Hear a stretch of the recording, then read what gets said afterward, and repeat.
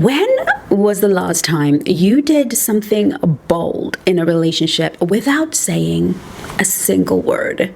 No argument, no explanation, no, we need to talk. Just you pulling back quietly and watching what happens. In this video, I'm going to show you why distance works with men and why women get this completely wrong. Because if you've ever felt the urge to reach out when he goes quiet, to check in, to fix it, to close the gap, and it only made things worse, then you already know this does not work. I've worked with thousands of women on this exact issue, and one thing I see over and over again is this: the moment a woman learns how to pull back properly, not cold, not dramatic, just grounded, the entire dynamic shifts. So let's break it down properly. When you move towards him, he moves away. Have you ever been in that situation where everything was going well?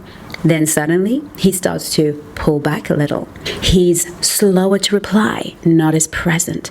Something just feels off. Your instinct is to reach out, to check in, to ask, what's going on? I remember dating for the first time after my divorce. His name was T. And he was fine. He was the man every woman wanted the night we met, but he had his eyes on me from the moment I entered the room. I was so flattered that I constantly feared when he wasn't talking to me, he was talking to other girls. So I would text, call, and chase him. At first, he played along. But after a few back-to-back texts and calls, he fell back. He would make excuses that had to do with this and that. And while all his excuses seemed valid, it felt like he was leaving. After I shared this with a work colleague, she told me to, Chengi, lean back and focus on your life. As hard as it was at first, I found I wasn't as interested in what he was doing. It was difficult to adopt the posture because it was not natural for me to be distant from the man that I liked. And because he seemed to like me being a little bit clingy. But this time, I did not hear from him for about 3 weeks straight. This gave me the chance to painfully detach. And then one day, my phone rang. It was him, with a whole bunch of explanations and wanting to, of course, come back. I don't think he ever thought I had it in me to get over him. And to be honest, neither did I. But then I had discovered something that I would be mastering in the other men I dated.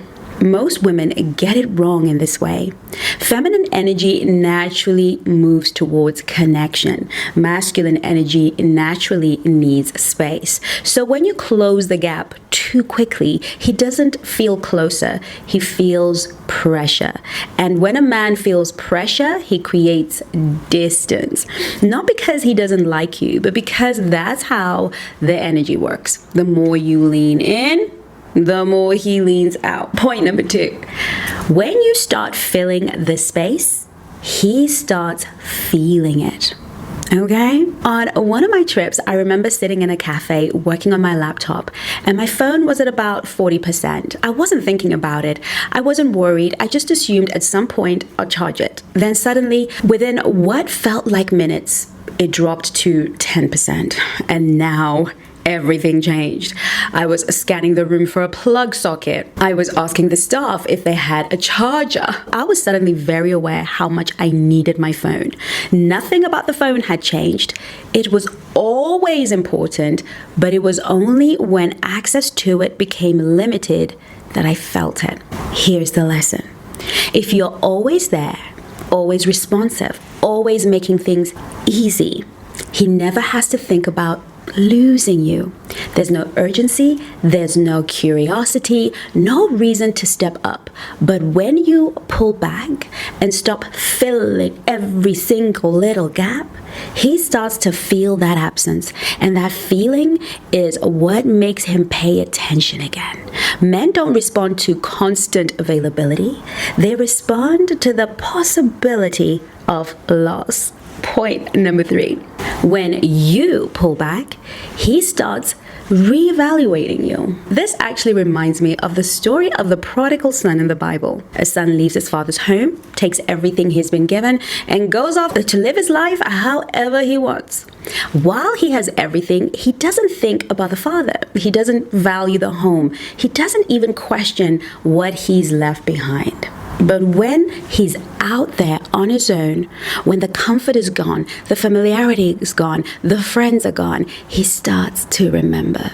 He starts to think differently. He starts to realize what he had.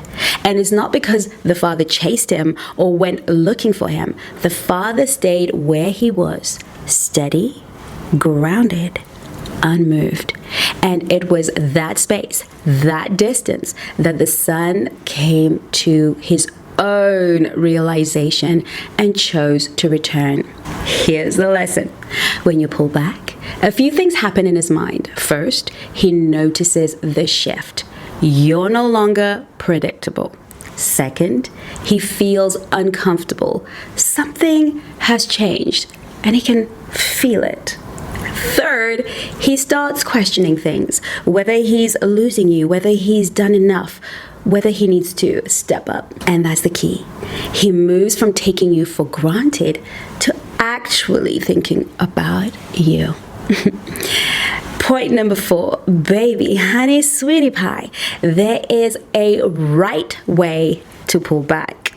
This is where most women go wrong. They stop texting, calling, they stop all the physical stuff they would do, but mentally, they're still completely focused on him. That focus is a signal of presence, not absence. He feels it.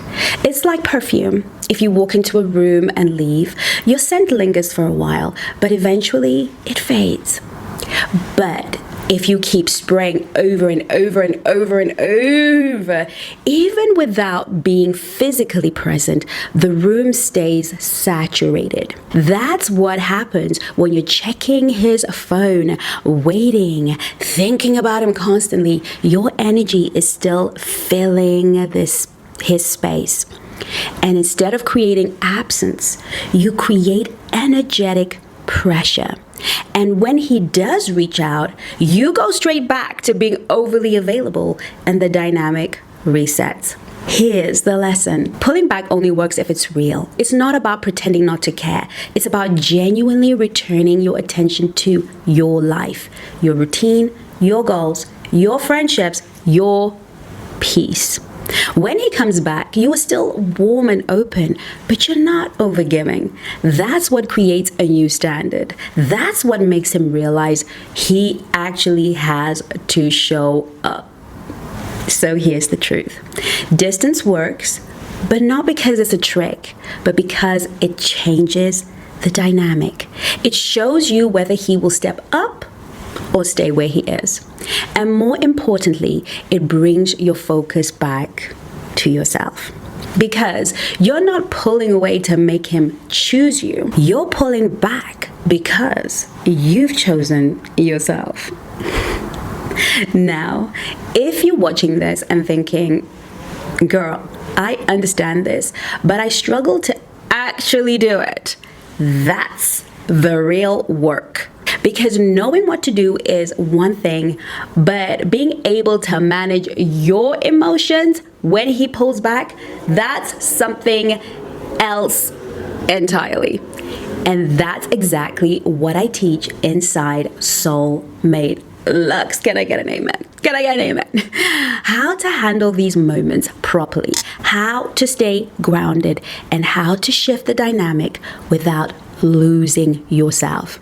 If you're ready for that, follow the link in the description and join us. And before I go, let me know in the comments, have you ever pulled back from a man and watched him come closer? Or do you find yourself reaching out even when you know you shouldn't? I'll see you in my next video. In the meantime, do take care of you. I love you lots.